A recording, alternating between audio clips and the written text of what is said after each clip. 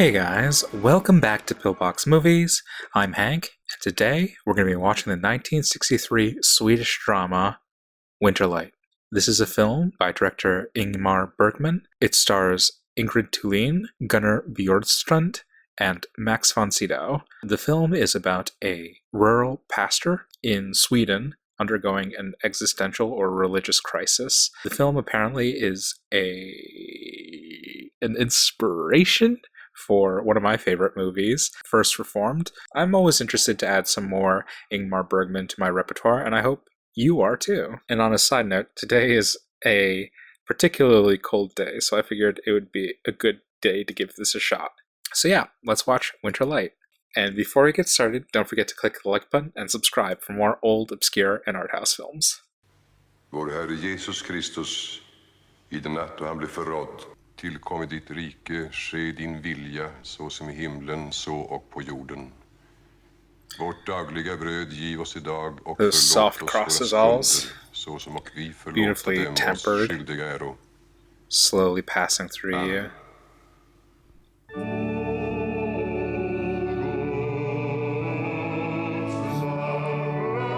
The wonderful profiles of Bergman in collaboration with Nyquist, and of course in collaboration with his actors.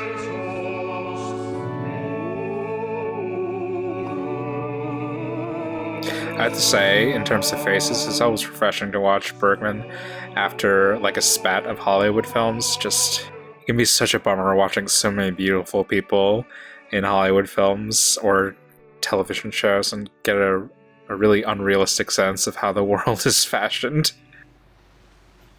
Kristi lekamen för dig utgiven.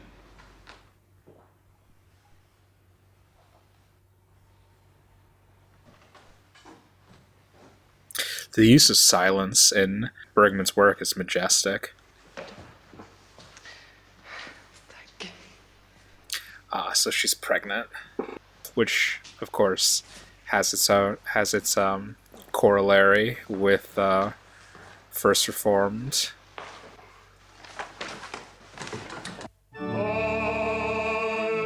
Och var eder nådig. Herren vänder sitt ansikte till eder. It is a very, very small parish. A kind of patchwork parish too. A lot of kind of individuals, lone sheep, and only one or two couples.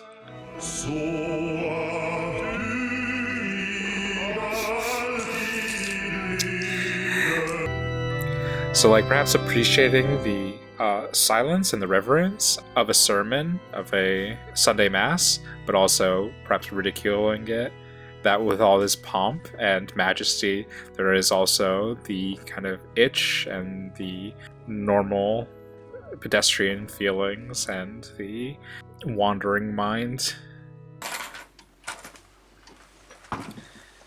Yeah, a very light tithe. The use of profiles to kind of display moments of indecision or unrest, and the austere Tomas is who maintains his countenance during the Mass is shown to actually have a sickness in profile. I wonder if this is going to touch on. There's an Anton Chekhov short story about a priest, I believe, who has an illness, and he attributes it to a kind of spiritual sickness, when it's actually, obviously a physiological sickness.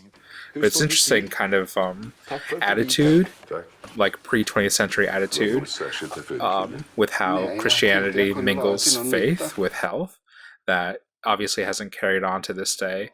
A kind of religious attitude that one's health was in the hands of the Creator, and so sickness is kind of like it can only be treated with faith, or sickness can be seen as a lapse of faith. And so Christians in some points of history were resistant to medicine or treatment because they felt it kind of went against the design or will of God. Har herr Persson gått länge med den här villrådigheten? And again, I don't know if this is intentional or not, but showing moments of weakness or indecision through the profile. Jonas läste I tidningarna om kineserna. Det stod att det är en tidsfråga innan kineserna har atombomber. Men Jonas han tänker jämt. Och vi vänder och vrider. And this is the corollary to this in First Reformed is transposed from anxiety about nuclear Armageddon to obviously climate change. Can God forgive us for what we've done to this world? Vi har ju 3 barn och så den som kommer. Ja, vi går ju alla med samma rädsla. Vi måste lita på Gud.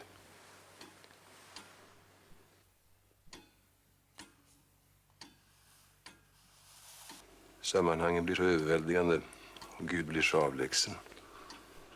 Ja. Jojo. Jag känner mig så maktlös. Vi måste ju leva. Varför måste vi leva? Du kör mig hem och så kommer du tillbaka till pastorn. Det är mycket bättre att ni får tala ut ensam. Lova pastorn att du kommer. Jag lovar väl. It's a very interesting way to utilize Von Sydow as an actor. This doesn't really seem like the most efficient use of his abilities as a performer, but this is also kind of the interesting quality of keeping actors in rep or utilizing actors over and over again, that you can explore different avenues, different characterizations with them. Although, you could say that this kind of despairing is present in Hour of the Wolf or even in The Virgin Spring, but this kind of reticence is a very different characterization than the one presented in those other two.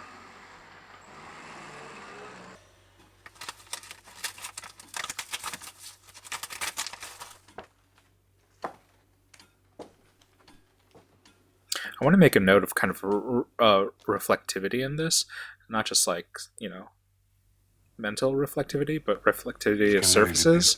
I'm just noticing it very particularly with this particular lensing.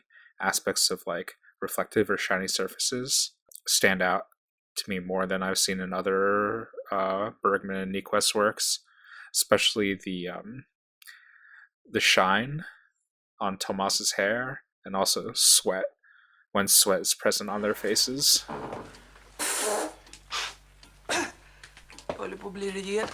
Despite being so cold, Tuline's character is sweating a bit on her brow. And so is Tomas. Stackars Tomas. Vad är det, Tomas? Det är det likgiltigt. Guds tystnad. Guds tystnad. Guds tystnad. Du ska ta en konjak och bäddas ner. Du har ju riktigt mycket feber. Har du läst mitt brev förresten? Ditt brev, nej. Jag har inte hunnit. Du är hopplös.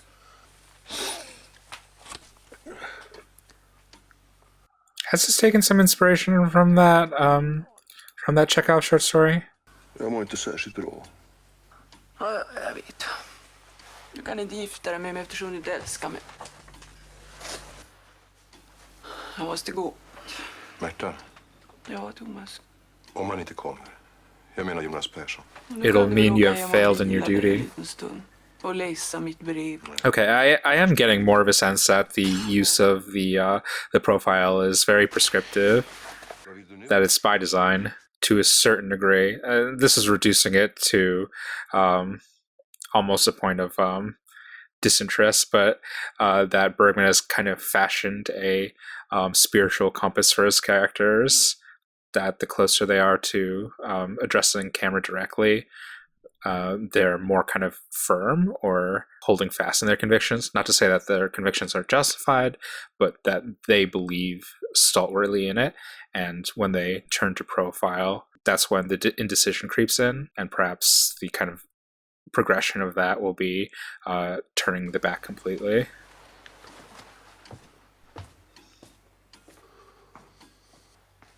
And this is also a very geometrical design in terms of the set in this, that it's kind of like Han måste ju komma.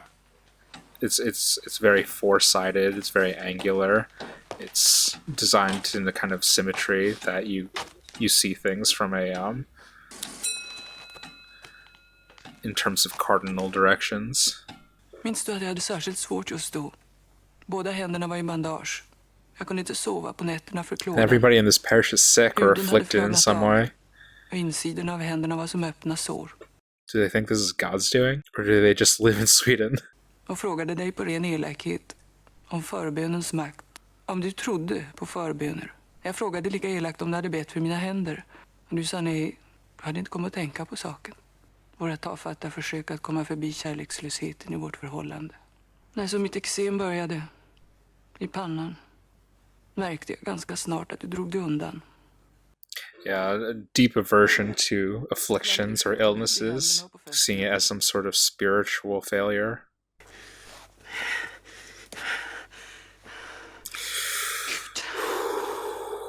And the rash is kind of, evoking a stigmata. I wonder how much longer this is going to go. This is like the weird kind of style of Bergman that in like a 80-minute film, he would devote so much time to this letter, not even an interaction with characters, but just this monologue. Tomas. Det blev ett långbreda. Yeah. But he comes from a tradition of theater, a tradition of like Ibsen and Strindberg. There are aspects to the way he conceives drama in a realistic fashion, but also in a dreamlike fashion, in a surreal fashion, in a non-realistic way. And so if a monologue can evoke a memory, if a monologue can evoke a sense of atmosphere about the world, if a letter can reflect the failures of a character or the trials of a character, that can be as dramatically effective as this next scene of a confrontation between two characters, two opposing ideologies.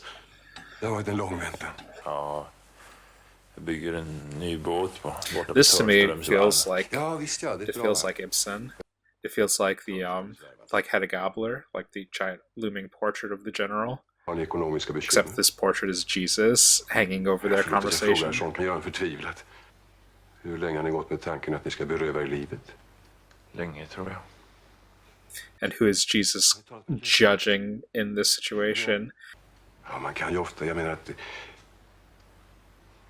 Is it Jonas for his despair? Or is it Tomas for his failure? His failure to shepherd? Du vet att min hustru dog för 4 år sedan. Livet var slut. Det fanns inte minsta skäl för mig att leva vidare. Men jag stannade kvar. I like this kind of distance that they're established between the two of them. That Jonas is portrayed with just his head. It's like he's headstrong or whatever, but he's only in possession of like one mode of thinking. And Visste ingenting om mänsklig grymhet. Jag var som ett litet barn när jag prästvigdes. And Tomas is made weaker by being filmed further away. But there's like a link that's being created. He's not just thinking with his head, he's thinking with his heart and with his hands in prayer. Jag blev tillfälligtvis sjömanspräst i Lissabon. Det var under spanska inbördeskriget. Jag vägrade att acceptera verkligheten. Yeah, it's very important that his hands are captured in this framing. Jag är ingen bra präst. Jag har trott på en orimlig, alldeles privat, faderlig Gud. Var gång jag konfronterade Gud med den verklighet jag såg blev han ful, vederstygglig, en spindelgud, ett monster. And Christ's face is covered by this revelation.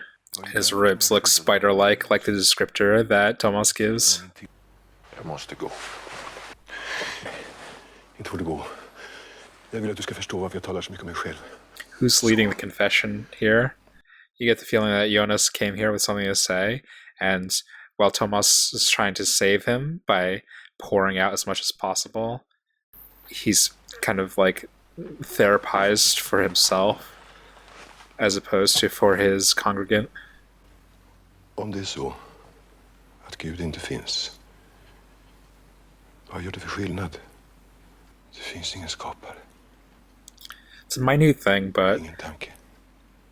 just touching on Bergman's kind of blocking and his designing the shots, it is a good reinforcement that he kept them in the same kind of positions, even though he kind of reversed he reversed the shot to take the Christ statue out of the frame.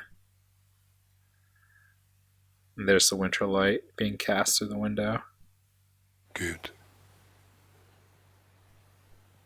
varför har du övergivit mig?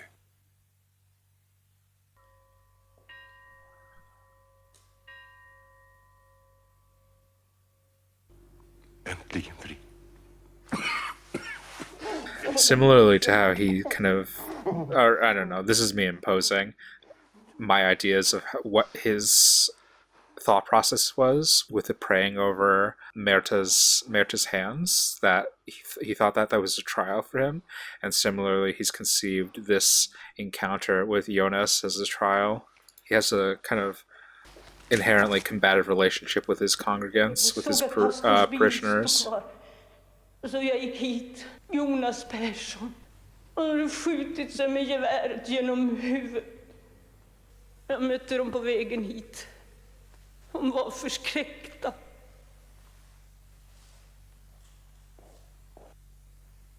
Yeah, more despair has entered into the world. His terror was transferred or reflected back.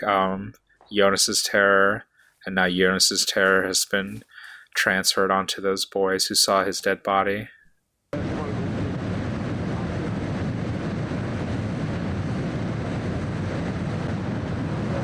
And we've finally broken free of the structured shooting of the parish. Now we're outside in nature, in this chaos, and the silence has been overwhelmed by the sounds of storm.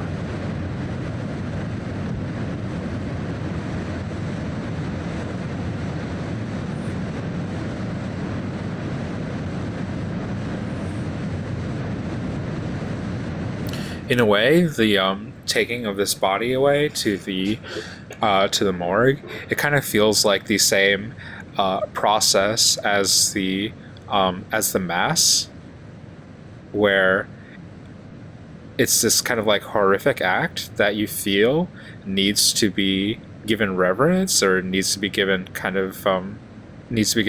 gravity and attention in the same way that a mass would, but also in its own way it creates, because it's uncut, because it continues on for the full duration of the act, you feel uncomfortable as a viewer.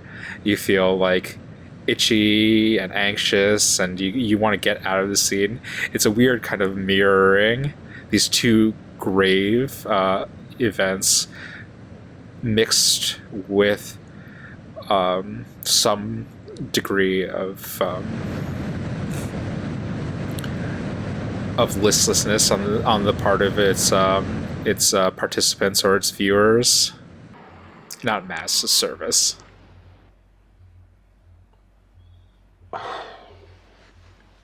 Ska du också gå och läsa för mig?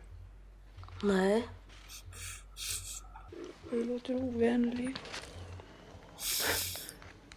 Ibland låter du nästan som om du hatar mig. Jag vill vara i fri. I mean, he's doing exactly what you said he would. He is not letting you in. Vill du bli av med mig? Yeah, and his back is completely turned. Tidigare brydde sig ingen om vad prästen tänkte eller tyckte. Så började det gå rykten om dig och mig. Ett förfärligt tisslande och tasslande. That's why he hates her. Yeah. What a small, petty reason. One thing that's like great and frustrating, but great about Bergman is his willingness to make his characters, especially his protagonists, completely unlikable. Like a small, petty pastor who scorns the woman who loves him, who breaks down in front of his parishioners, who can't keep a parish, self-centered, mean, disinterested in other people.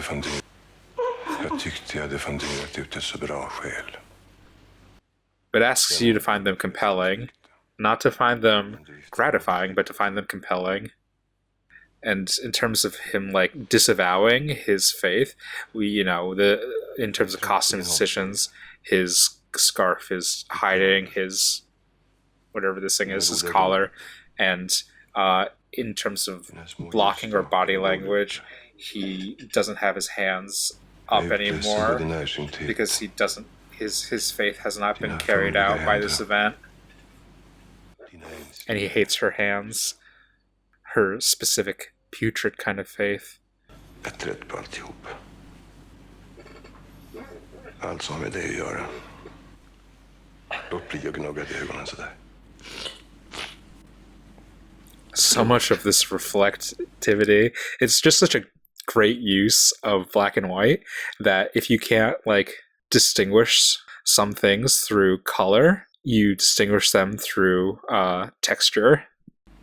So you can't see her flush face, but you could just see all of these tears, all of this sweat rolling off of her face.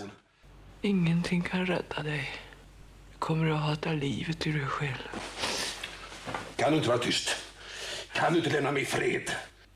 God, the shadows on his face. That's beautifully captured.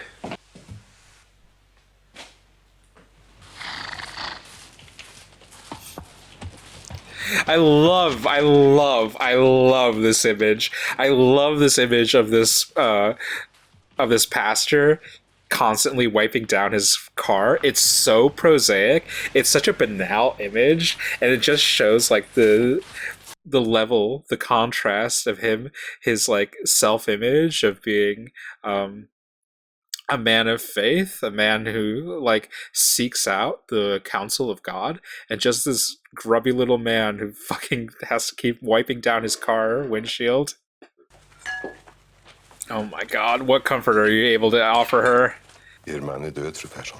De har kört dem till sjukstugan. Finns ingenting att göra. Just absolutely terrible bedside manner.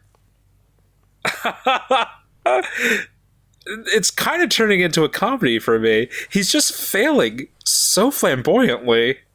Like, just not an ounce of consideration for anybody else. He's upset on how this event is gonna reflect on him. He's sad that his faith has been challenged. He has absolutely no grace, no comfort to offer to the wife of the man who just killed himself. Ska vi läsa något tillsammans? Nej. No, thank you. I'm like, I'm loving this man's villain arc. Just, what a douchebag. Jag talade med honom. Jag var så maktlös. That's not what you just said that to validate yourself, so that she would validate you. My man. I want to say that this is like, it's very dislikable, but it's also very, very human. This is like, these are identifiable traits. Maybe you don't want to see it in yourself, but you know, you and I have been in this position in our lifetimes. Perhaps not in such outrageous circumstances, but he's absolutely miserable. He's not a likable character in any way, but he's very, very human. Det var far och mor som ville att jag skulle bli präst.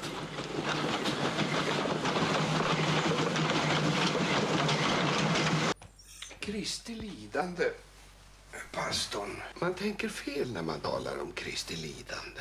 Är det inte så? Jag tyckte jag såg ett mycket större lidande bakom det där kroppsliga. Alla lärjungarna somnade. De hade inte begripit något. Which is the idea that's brought up in the initial scene of this with the service, that people were irritated and bored and wanted to fall asleep like the little child. Som förnekade. De övergav honom. Allihop. Och han blev lämnad ensam. Kristus drabbades av ett stort tvivel minuterna innan han dog. Pastorn, det måste ha varit hans mest fasansfulla lidande. Jag menar Guds tystnad. Ja. Nå, hur ska vi ha det? Blir det mässal? Jag mår inte särskilt bra.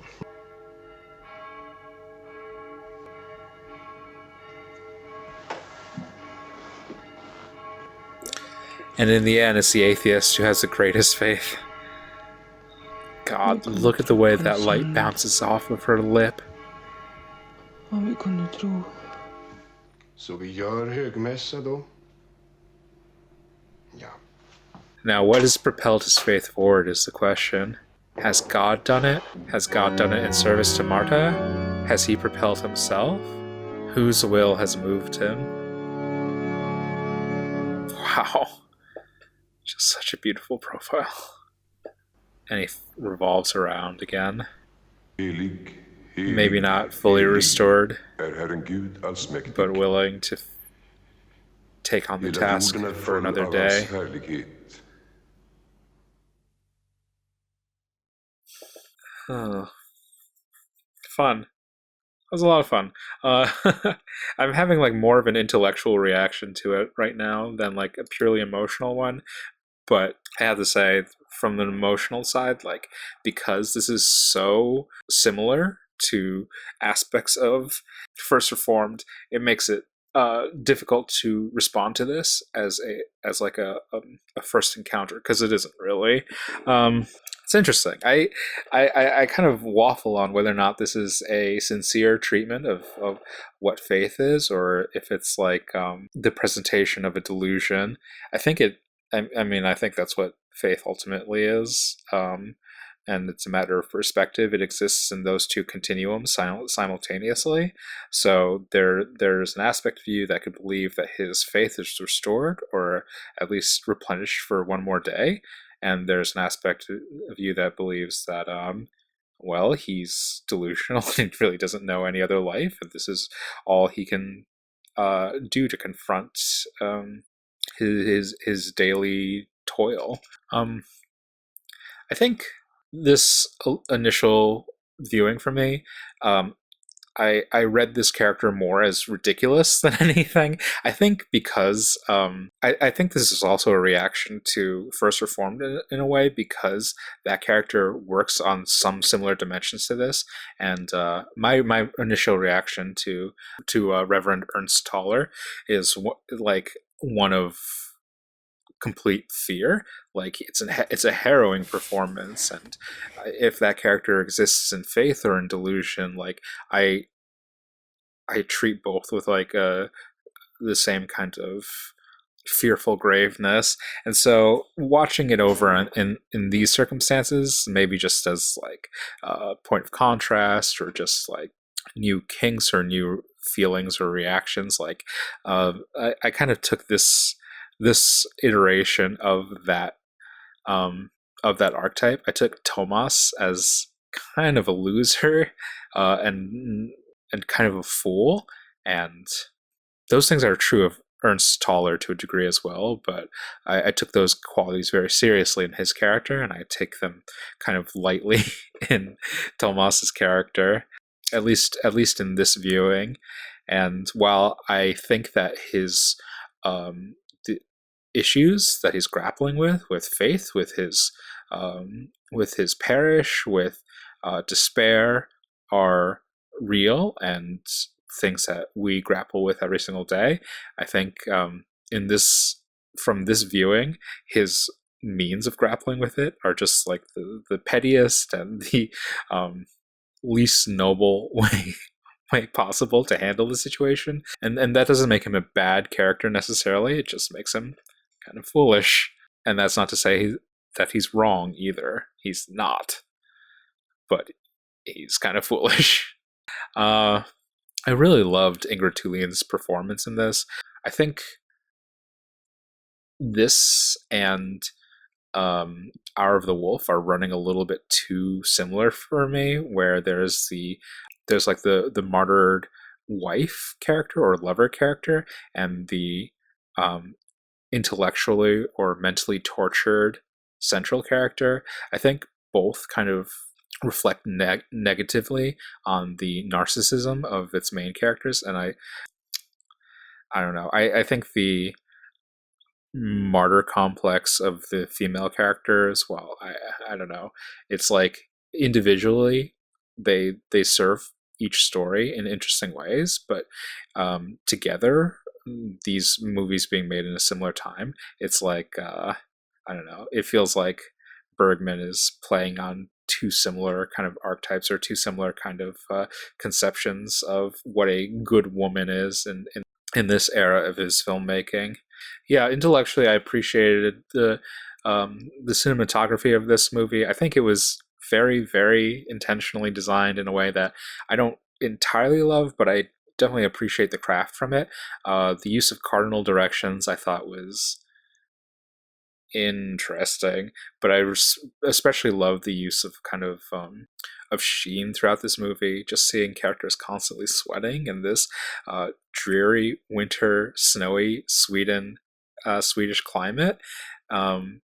Just like it casts such a sickly pall over everything, and it was a great mix of that sickness, but also that the grief and the despair. A nice mix of kind of like alternating warm and cold feelings towards these characters, feeling simultaneously sympathetic towards them and disgusted by them. And I think this is a through line that runs throughout the movie. I think this is like the dominant feeling of this movie, is feeling alternatively disgusted or repulsed and sympathetic to its characters. It's a very kind of specifically Bergman-esque kind of feeling.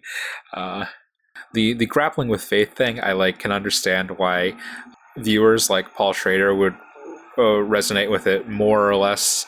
I'm kind of on the less side right now, but I'm also didn't have institutionalized religion in my life growing up, so that experience of despair, it's happened to me in my life, obviously, but it hasn't been circled around institutional religion in the way that it does for Tomas, and the way that it might for a viewer of this movie who is also Christian.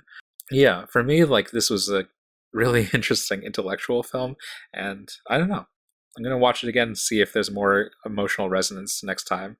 For me, it's kind of funny.